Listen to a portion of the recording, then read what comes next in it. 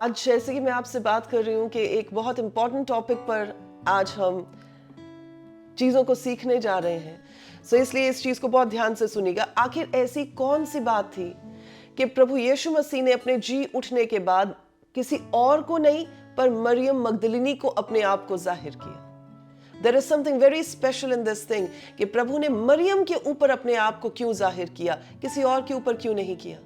जब यूहन्ना रचित सुसमाचार उसके 20th चैप्टर की पहली आयतों को जो भी हमने पढ़ा है, उसमें हमने देखा है कि मरियम ने जाकर उस सारी बात की जो है पुष्टि की, और फिर जो पतरस है, यूहन्ना है, वो दोनों जने उस जगह पर आकर देखते हैं कि प्रभु यीशु की जो बॉडी है वहां पर नहीं पड़ी है। तो चाहते तो प्रभु अपने और चेलों के ऊपर भी अपना पहला मैसेज जाहिर कर सकते थे, अपने जी उठने की गवाही को और इस बात को जाहिर कर सकते थे, पर आखिर क्यों प्रभु ने एक महिला के ऊपर और खास तौर पर मरियम मगदलिनी के ऊपर प्रभु ने अपने आप को जाहिर किया। It is going to be very interesting. ध्यान से सुनिएगा, ज्यादा लंबा मैसेज नहीं है, but it is going to be very very interesting and very eye opening session. Amen. देखिए यहां पर लिखा है, जब आप यूहन्ना रचित सुसमाचार इसके 20th चैप्टर को पढ़ते हैं तो यहाँ पर 16 से 18 वचन में लिखा है, यीशु ने उससे कहा मरियम, और उसने जब प्रभु की ओर मुड़कर कहा, उसने कहा रबोनी, यानी कि रब्बी, यानी कि हमारे टीचर। और लिखा है प्रभु यीशु ने उसे ये बात कही कि मुझे अभी ना छूना, पर इंग्लिश में ऐसा लिखा है do not cling to me. Cling का मतलब है कि मुझे जप्फी नहीं डाल लेनी, मुझे पकड़ नहीं लेना। तो छूना is a very normal term, मतलब इट्स अ वेरी, छूना तो कुछ भी छूना हो सकता है ना, मैं किसी चीज को छू सकती हूँ, मतलब ये छूना नहीं था। छूना मतलब वो इतनी एक्साइटेड हो गई प्रभु को देखकर कि वो प्रभु के पैरों में गिर जाना चाहती थी, वो प्रभु को पकड़ लेना चाहती थी। पर प्रभु यीशु ने ये बात कही, do not cling to me, कि मैंने अभी पिता के पास अभी स्वर्ग में जाना है। और फिर साथ ही प्रभु ने ये बात कही, बट गो, यानी पर जा और मेरे भाइयों को जाकर ये मैसेज दे। क्या मैसेज दे? कि मैं अपने पिता और तुम्हारे पिता के पास, अपने परमेश्वर और तुम्हारे परमेश्वर के पास जाता हूं। अब यहां पर देखिए कि मरियम मगदली ने परमेश्वर से एक मैसेज को पाया और वो मैसेज देने के लिए प्रभु के चेलों के पास गई। यहां पर दो चीजें हैं, वो सिर्फ मैसेज देने के लिए नहीं गई, उसने वहां जाकर अपनी गवाही दी और उसने मैसेज दिया। गवाही इस बात की दी कि मैंने कुछ देखा है, और जो उसने देखा था उसकी पुष्टि करने के लिए, उसको रीअश्योर रीअफर्म करने के लिए प्रभु के चेले उस जगह पर भागे हुए दौड़े हुए आते हैं। तो कई बार आपने कलीसियाओं में ये बात सुनी होगी कि बहनों को प्रचार नहीं करना चाहिए, या कई ऐसे लोग हैं जो कि जी औरतों को प्रचार नहीं करना चाहिए, औरतें पासबान नहीं हो सकती, औरतों को जो है मर्दों को नहीं सिखाना चाहिए। मैं आज आपके काफी भ्रम तोड़ने जा रही हूं इस मैसेज के साथ। जितनी भी बहनें आज खास तौर पर इस समय हमारे साथ जुड़ी हैं और जब ऑनलाइन ये मैसेज जाएगा तो वो सुनेंगी, तो प्लीज इस मैसेज से आई एम श्योर आपके बहुत सारे डाउट्स क्लियर होने वाले हैं। ध्यान से सुनिएगा। सबसे पहली चीज यहां पर कि वहां प्रभु यीशु मसीह ने एक उसे वचन दिया, उसे एक मैसेज दिया। वो उन चेलों के पास गई, उसने अपनी टेस्टमनी शेयर की। कई जगहों पर लोग कहते हैं कि जी आप सिर्फ अपनी टेस्टमनी शेयर करें, प्रचार मत करें। क्यों जी? जब मरियम मगदलिनी वहां गई तो उसने सबसे पहले अपनी गवाही शेयर की कि वहां पर प्रभु नहीं है, मैंने प्रभु को देखा। और दूसरा उसने क्या कहा, वो जो मैसेज प्रभु ने भिजवाया था उसे डिलीवर किया। यहां पर वो सिर्फ टेस्टमनी शेयर करके घर वापस नहीं आ गई, उसने गवाही भी शेयर की और उसने मैसेज भी डिलीवर किया। पहली चीज। अब देखिए वो ही क्यों ऐसी पहली बंदी थी जिस पर प्रभु ने इस बात को जाहिर किया। I was going to tell you a few important things here. सबसे पहली चीज ये देखें कि जब हम रेजरेक्शन की बात करते हैं, पत्थर के साथ वो पूरी की पूरी गुफा, वो पूरी की पूरी कब्र ढकी हुई थी, उस पत्थर को हटा दिया ताकि अब जो भी इंसान वहां पर खड़ा है, अब यहां पर मरियम खड़ी है, मरियम मगदलिनी एक क्लियर पिक्चर देख सके परमेश्वर के अनुग्रह की, परमेश्वर के फजल की। जब वहां से वो पत्थर हटाया गया तब उस नजारे को परमेश्वर ने रिवील किया जिसे वो करना चाहते थे। कई बार अज्ञानता का, कई बार इग्नोरेंस का वो पत्थर हमारी आंखों पर पड़ा हुआ होता है, हमारी अक्ल पर पड़ा हुआ होता है, जिससे हम परमेश्वर की उन रहस्य की बातों को नहीं समझ सकते। इसलिए सबसे पहली कुछ जो चीजें मैं आपको बता रही हूँ समझने वाली, सबसे पहली चीज ये है कि वो पत्थर के लुढ़कने से, उस पत्थर के हटाए जाने से परमेश्वर ने क्लैरिटी दी, जो उस दिन मरियम मगदलिनी को दी थी, वो आज प्रभु ने अपने लोगों को दी है। So we are now more clearer in our knowledge of the word of God. दूसरी चीज, जब वहां पर वो दो स्वर्गदूत फरिश्ते दिखाई देते हैं, तो वो परमेश्वर की महिमा का इजहार करने के लिए उस जगह पर आते हैं। जो परमेश्वर और लोगों के बीच का एक अलगाव था, एक गैप था, उस गैप को फिल करते हुए दिखाते हैं। अब हम सिर्फ बातों ही में नहीं, पर एक्सपीरियंस में डिवाइनली परमेश्वर के साथ कनेक्ट हो सकते हैं। ये दूसरी चीज है। तो प्रभु ने नए अहदनामे में हमारे लिए क्या किया कि हमारे लिए वो जगह खोल दी कि अब हम प्रभु के साथ डिवाइनली कनेक्ट होके उस मर्सी सीट के सामने, उस अनुग्रह के सिंहासन के सामने जा सकते हैं। सो एंजल्स जब वहां पर आए तो अब ये बात दिखा दी गई कि वो हमारे लिए एरिया ओपन कर दिया जब एंजल्स को हमने वहां पर देख लिया। तीसरी चीज कि मरियम मगदलिनी एक ऐसी रिलीजियस आउटकास्ट समझी जाती थी। वो इसलिए क्योंकि उसमें से इतने सारे डीमंस निकले थे, उसे लोग पसंद नहीं करते थे। ऑब्वियसली एक औरत थी तो इसलिए भी उसे चेलों में ज्यादा इंपॉर्टेंस नहीं दी जाती थी। तो उसी को परमेश्वर ने सबसे बड़ी रेवलेशन, सबसे बड़ा प्रकाशन दिया, ताकि परमेश्वर जो है उन लोगों की स्टेटस को, उन लोगों के औहदे को ऊंचा कर सके जिनको सोसाइटी ज्यादा एक्सेप्ट नहीं करती। तो ये चीजें हैं जो हम लोग ध्यान रख सकते हैं। पर अब जो मेन मुद्दे की बात है वो ये है कि अगर आप यूहन्ना चैप्टर 20 को समझना चाहते हैं तो आपको जेनेसिस, उत्पत्ति चैप्टर 3 को भी समझना पड़ेगा, क्योंकि ये दोनों पैरेलल स्टोरीज रन करती हैं। अगर आपने कभी रेल की पटरी को देखा हो तो आपने देखा होगा कि रेल की पटरियां पैरेलल रन करती हैं, और जब वो जहां से इंटरसेक्ट भी करती है वो पैरेलल ही रन करती है, यानी एक साथ ही चलती हैं।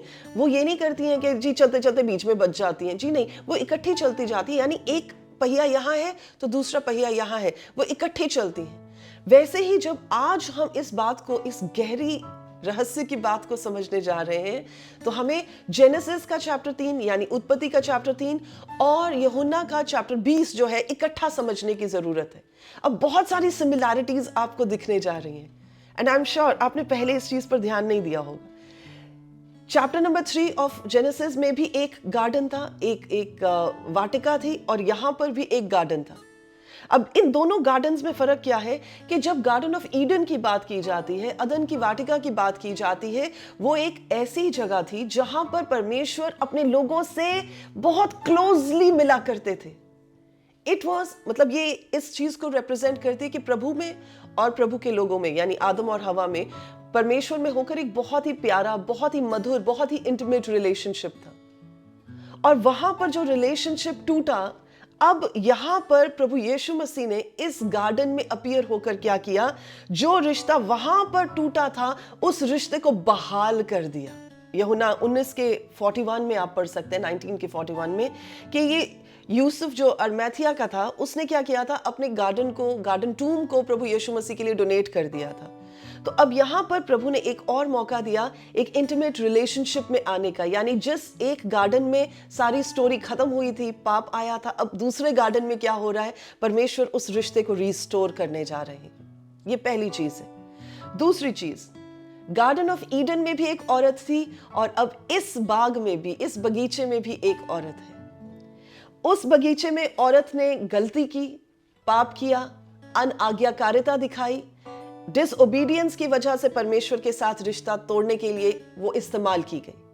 लेकिन अब यहां पर प्रभु यीशु मसीह के आने से अब एक और औरत इन्वॉल्व है जो कि मरियम मगदलिनी है। तो जो रिश्ता टूट चुका था, जो पाप की वजह से नाता खत्म हो चुका था एक औरत की वजह से, अब यहां पर वो नाता रिस्टोर होने जा रहा है, रिकंसाइल होने जा रहा है उस शब्द के माध्यम से जो प्रभु यीशु मसीह मरियम मगदलिनी को कह रहे हैं। अदन की वाटिका में, गार्डन ऑफ ईडन में, शैतान की वजह से, सर्पेंट की वजह से वो नाता टूटा था, वो डिसेप्शन की वजह से नाता टूटा था। और यहां पर मरियम मगदलिनी जो प्रभु यीशु मसीह की ओर से आजाद की गई थी शैतान के चंगुल से, डीमंस के बॉन्डेज से, वही औरत को परमेश्वर यहां पर इस्तेमाल कर रहे हैं रिकंसिलिएशन के लिए। हर बॉन्डेज को, हर बंधन को, हर बंधुआई को, हर ऐसी चेन्स को जिसमें शैतान ने परमेश्वर के लोगों को बांधा होता है, प्रभु उसमें से आपको रिहा करना जानते हैं। तो ये स्टोरी जो वहां पर शुरू हुई, खत्म यहां पर हो रही है। सो जो बॉन्डेज वहां पर शुरू हुआ, बॉन्डेज खत्म यहां पर हो रहा है। ये दूसरी चीज है जो आपको याद रखनी चाहिए। सबसे पहला कि वहां पे भी गार्डन है, 2 गार्डन्स की बात की जा रही है। दूसरा ये कि 2 महिलाओं की बात करी जा रही है, 2 औरतों की बात की जा रही है। तीसरी चीज कि 2 गार्डनर्स की बात की जा रही है, 2 मालियों की बात की जा रही है। जब हम गार्डन ऑफ ईडन में देखते हैं तो वहां पर आदम को और हवा को प्रभु ने रखा था। खास तौर पर आदम को परमेश्वर ने ये इंस्ट्रक्शन दी थी कि इस जगह की देखभाल करनी है, पेड़ पौधों का ख्याल रखना है, इस पूरे गार्डन को संभालना है, देख रेख करनी है। तो उसका काम क्या था? उसका काम एक माली का काम था बेसिकली। तो उस माली के काम को परमेश्वर ने पहले आदम को दिया था, और अब यहां पर जब मरियम प्रभु यीशु मसीह को माली समझ बैठे कि यहाँ पर भी प्रभु यीशु मसीह एज अ माली, एज अ गार्डनर रिप्रेजेंट किए गए हैं। लेकिन वहां पर पहले आदम ने क्या किया था कि उसने अपनी जिम्मेदारी नहीं संभाली थी, पर अब ये जो लास्ट एडम है, इसने अपनी जिम्मेदारी संभाली है। वचन बताता है कि जो पहला आदम था वो फिजिकल रूप में दिखाई दिया था, लेकिन अब जो लास्ट एडम है वो स्पिरिचुअल तरीके से जो है वो दिखाई दे रहा है। हाँ, पहले वाला जमीन की मिट्टी से बनाया गया था, और दूसरे वाला क्या है? वो है जो परमेश्वर की ओर से, आसमान से, स्वर्ग से हमारे लिए उतरा है। तो आप पहला कुरिन्थियों उसके चैप्टर नंबर 15 में इस बात को देख सकते हैं, 45 से 47 आयत में। तो जब आप ये पढ़ेंगे आपको समझ आ जाएगी। ये भी चीज आप याद रख सकते हैं। सो जब आदम के यानी एक माली के गलती करने से पाप आया, तो दूसरे माली के उस गलती को सुधारने से हमारे लिए सैल्वेशन, हमारे लिए उद्धार आया। ये बात पहला कुरिन्थियों 15 के 22 में लिखी गई है। सो ये भी आपको क्लियर हो गया। 2 गार्डन्स हो गए, 2 औरतें हो गई, 2 माली हो गए। चौथी चीज ये है कि उस गार्डन में भी एंजल थे और इस गार्डन में भी एंजल्स हैं। तो there are 2 set of angels. पहला एंजल, पहला स्वर्गदूत प्रभु ने इसलिए इस्तेमाल किया कि आदम और हवा ने जो है गलती कर दी थी, अब उन्हें बाहर निकाला जा रहा था, और क्योंकि प्रभु नहीं चाहते थे कि वो फिर से उस जगह में वापस आ जाएं, तो इसलिए वहां पर एक एंजल, एक शेरुबिम को परमेश्वर ने डिप्लॉय कर दिया, उसकी ड्यूटी लगा दी कि वो हाथ में तेजोमयी तलवार पकड़ के, यानी एक फायर की सॉर्ड पकड़कर उस जगह की रखवाली करने लग गया। यहाँ पर जैसे वहां पर जेनेसिस 3:24 में ये बात कही गई है, और यहाँ पर क्या हुआ? यहाँ पर एंजल्स आए, लेकिन अब वो अलगाव के लिए नहीं आए, वो अलग करने के लिए नहीं आए परमेश्वर की उपस्थिति से, पर वो इनवाइट करने के लिए आए। क्योंकि जब वो मरियम मगदलिनी को ये बात कहते हैं कि जिंदा को मुर्दों में क्यों ढूंढती हो, तो वो क्या करवा रहे हैं? वो इनवाइट कर रहे हैं परमेश्वर के उस डिवाइन प्लान में उसको आने के लिए। तो पहला स्वर्गदूत इस्तेमाल किया गया परमेश्वर से अलग करने के लिए, और दूसरे स्वर्गदूत जो है वो इस्तेमाल किए गए परमेश्वर की उपस्थिति में इनवाइट करने के लिए। यहाँ पर एक और पैरेलल जो स्टोरी है जो रन करती है वो ये है कि परमेश्वर का आत्मा चाहता है कि हम उस बड़े प्लान को समझ सकें। कई बार लोग सोचते हैं ना, यार मैंने गलती कर दी, ओहो मैंने इतनी बड़ी जो है वो चीज़ जो कर दी, और अब मुझे नहीं पता कि परमेश्वर मुझे माफ़ करेंगे कि नहीं करेंगे।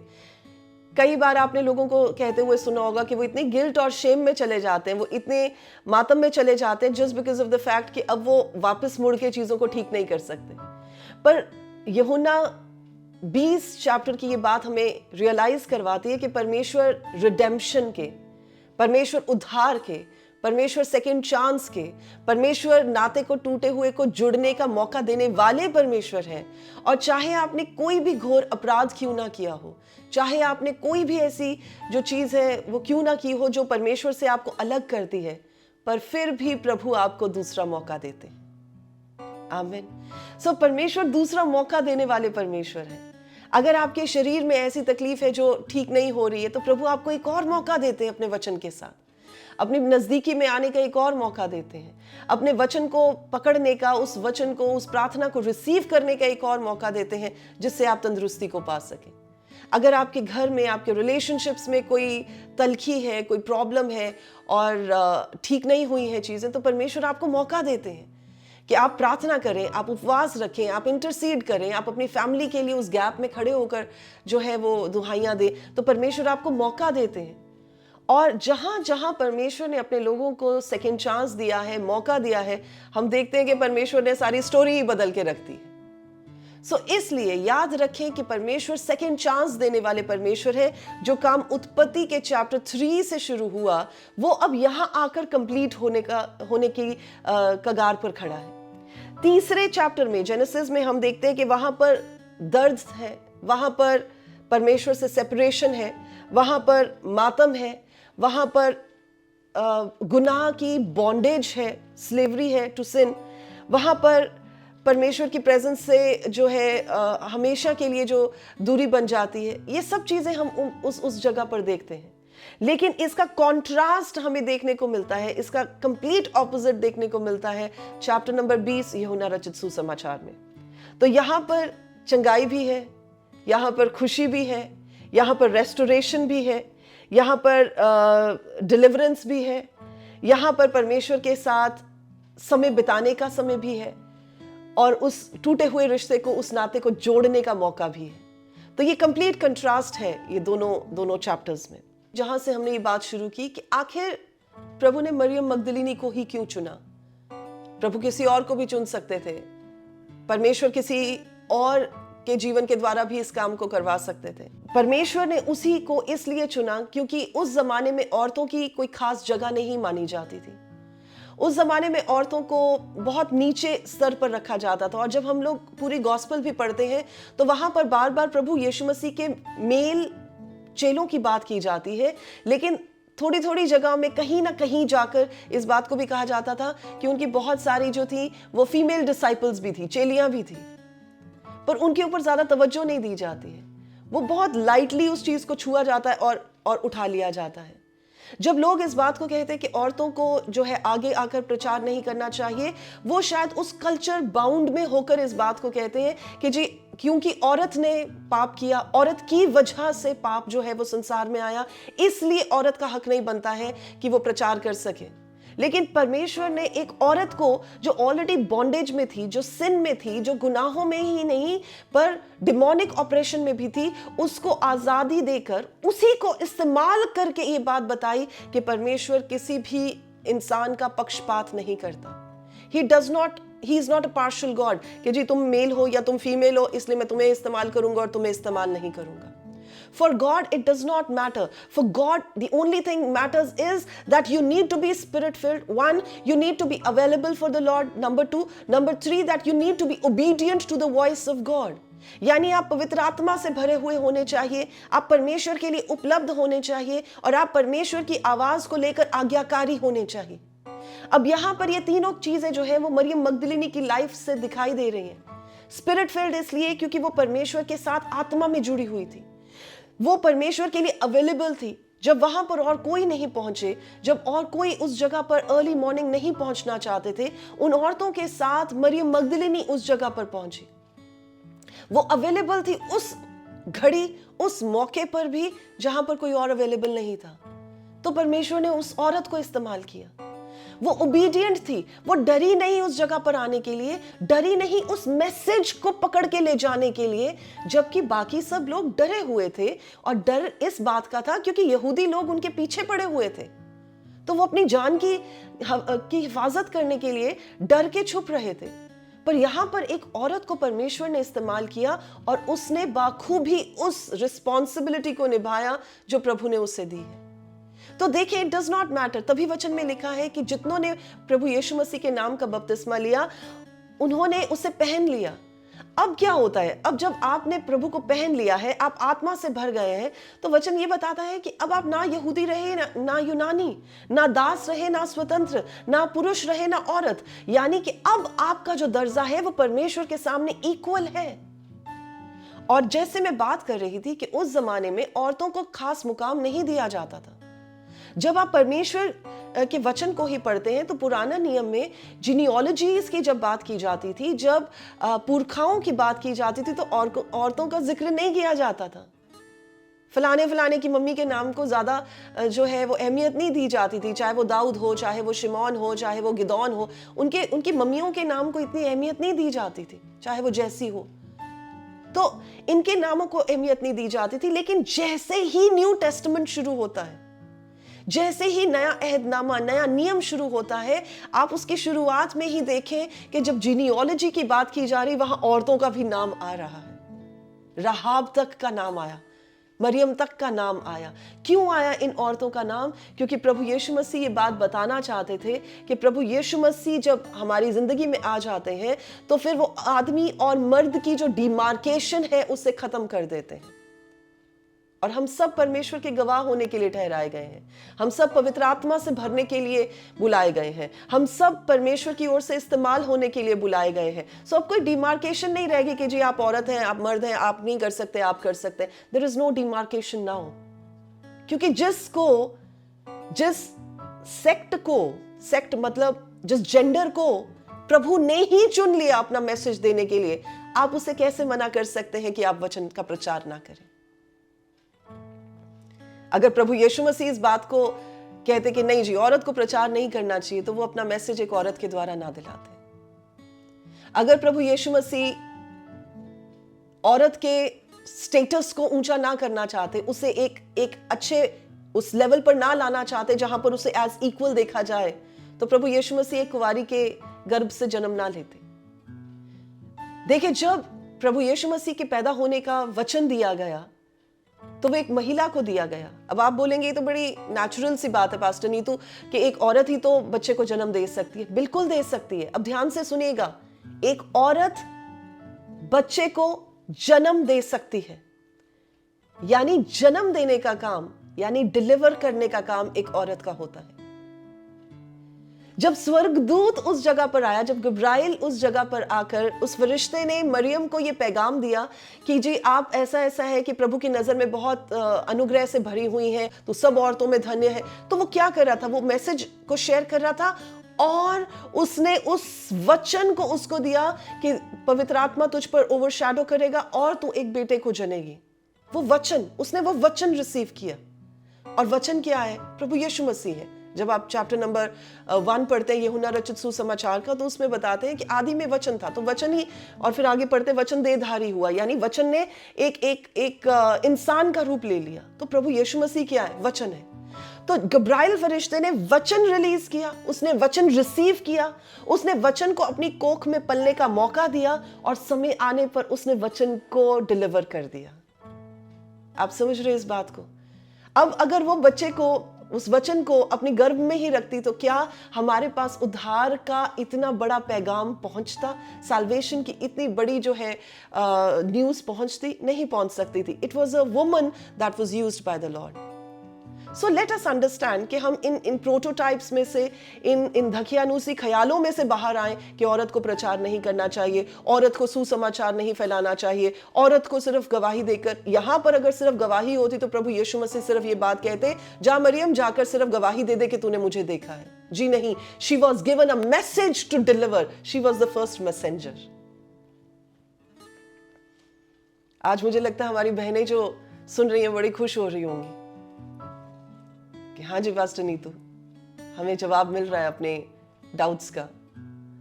तो she was the first messenger. वो सबसे पहली ऐसी बंदी थी, ऐसी औरत थी, एक ऐसी मैसेज को डिलीवर करने वाले का काम कर रही थी जो प्रभु यीशु मसीह के ओर से आया था। सो इसलिए प्रभु ने हर एक डिटेल पर ध्यान दिया। जेनेसिस में बॉन्डेज आया 3 चैप्टर में, चैप्टर 20 यूहन्ना में फ्रीडम आई। अब फ्रीडम किससे आई? प्रोटोटाइप से भी, पापों से भी, श्रापों से भी, तो हर चीज से फ्रीडम आई। तो इसलिए याद रखें कि जब वो रॉन्ग मैसेज औरत के द्वारा आया, obviously it was a wrong message जो औरत के द्वारा आया था, जो सर्पेंट ने उसे बरखलाकर गलत मैसेज को उस गार्डन ऑफ ईडन में डिलीवर किया था। अब उस चीज को वापस से ठीक करने के लिए प्रभु यीशु मसीह ने सही मैसेज को औरत के द्वारा डिलीवर करवाया। आमीन। तो अब वो श्राप टूट चुका है जी, अब वो बॉन्डेज खत्म हो चुका है। सो अब मेरी बहनें, आप परमेश्वर के वचन को बोल सकती हैं, बता सकती हैं, डिलीवर कर सकती हैं। सो डर में ना ऑपरेट करें। अगर आप परमेश्वर के आत्मा से भरे हुए हैं, अगर प्रभु ने आपको कोई जिम्मेदारी दी है, अगर परमेश्वर ने आपको जो है कोई मैसेज दिया है और आप उपलब्ध भी हैं और आप उसको डिलीवर भी करना चाहती हैं, तो please go and do it. वफादारी दिखाएं, परमेश्वर के सामने ओबीडियंस दिखाएं। पहले डिसोबीडियंस दिखाई गई थी, अब ओबीडियंस दिखाई गई। तो डिसोबीडियंस के साथ पाप आया, ओबीडियंस के साथ परमेश्वर की ओर से आशीष आई। आमीन।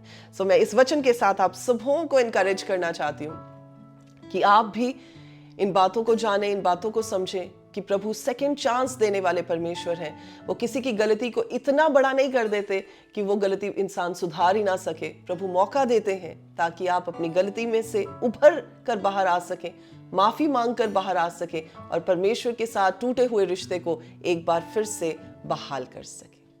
आमीन।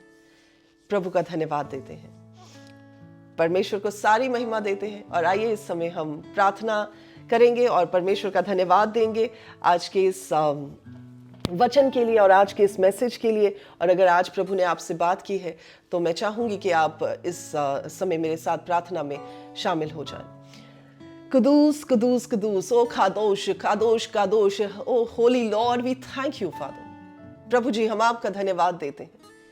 मेरे परमेश्वर, आप हर तरह की मिसकंसेप्शंस को तोड़ने वाले, अपनी क्लैरिटी को लाने वाले परमेश्वर हैं। प्रभु, आपके वचन में सब कुछ है। आपके वचन में रिहाई भी है, आपके वचन में टीचिंग्स भी है, आपके वचन में ऊंचा उठाना भी है और आपके वचन में प्रभु जी लॉ एंड ऑर्डर भी है।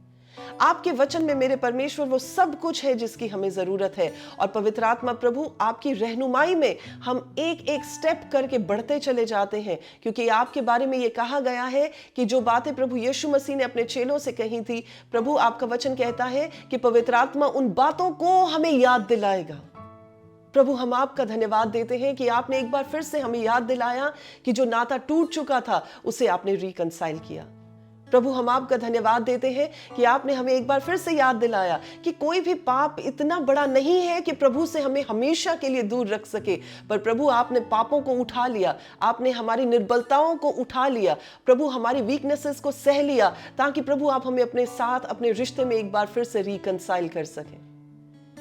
मेरे परमेश्वर, मेरी प्रार्थना है आज के इस दिन में कि हम में से अगर कोई भी आज टूटा हुआ, अगर कोई भी जन ऐसा है जो अपने आप को बिखरा हुआ महसूस करता है, गिल्ट या शेम में होकर निकल रहा है, या अपने आप को माफ नहीं कर पा रहा है, या अपने पापों में से उभर नहीं पा रहा है, या प्रभु जी इस बात के लिए बहुत दुख में है कि उसने प्रभु आपके साथ वफादारी नहीं दिखाई, तो आज मेरी प्रार्थना है कि जैसे प्रभु यूहन्ना 20 में आपने जी उठने के साथ यीशु राजा उस रिश्ते को रिस्टोर किया था, उन बॉन्डेजेस को ब्रेक किया था, उन श्रापों को तोड़ दिया था, वैसे ही मेरे राजा आज आप अपने लोगों के जीवन में उस काम को करें जिससे प्रभु जी वो रिहा हो सके।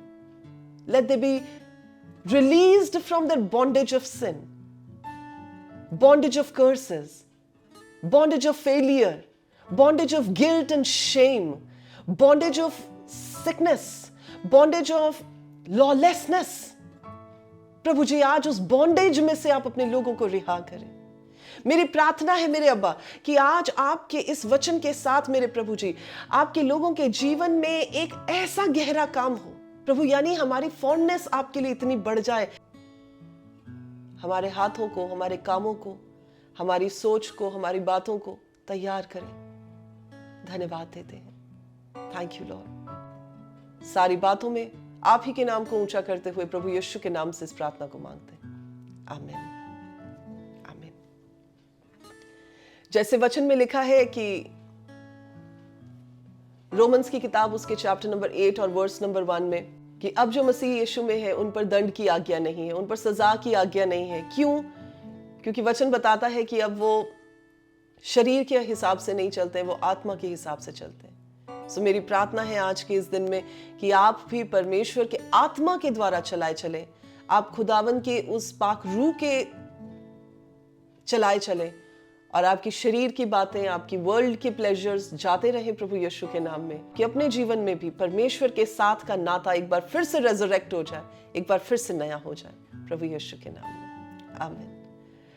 आज के लिए मैं इस वचन के साथ आप सबों को प्रभु में उत्साहित भी करती हूँ और आप सबको अर्ज भी करती हूँ कि प्लीज जो आज आपने सुना है उसे ऐसे ही मत छोड़ दीजिएगा, पर उसे लागू कीजिएगा और जो जो आज आपने सीखा है, शिक्षाएं प्राप्त की हैं, उन्हें अपनी जिंदगी का हिस्सा बना लें। अगर आपने हमारे चैनल को सब्सक्राइब नहीं किया तो जरूर कीजिएगा, क्योंकि बहुत सारे इंपॉर्टेंट टॉपिक्स पे हम बात करते हैं और अगर आप चंडीगढ़ या चंडीगढ़ के आसपास के इलाकों में हमें देख रहे हैं और हमें सुन रहे हैं, तो आप हमारे साथ जुड़ सकते हैं संडे सर्विस के लिए, जो कि moving the mountain apostolic church, MTM apostolic church, sector 126 Mohali में हर संडे सुबह 9:30 बजे लगता है। तो आप उसमें हमारे साथ प्रभु की महिमा का हिस्सा बन सकते हैं। आज के लिए इतना ही। दोबारा आपसे मिल। प्रभु आप सबों के साथ हो, आपके परिवारों के साथ हो। आज का दिन आपके लिए प्रभु में आशीष से भरा हुआ हो और प्रभु में प्रोडक्टिव हो, ये मेरी आपके लिए प्रार्थना है। प्रभु यीशु के जिंदा नाम में, आमीन।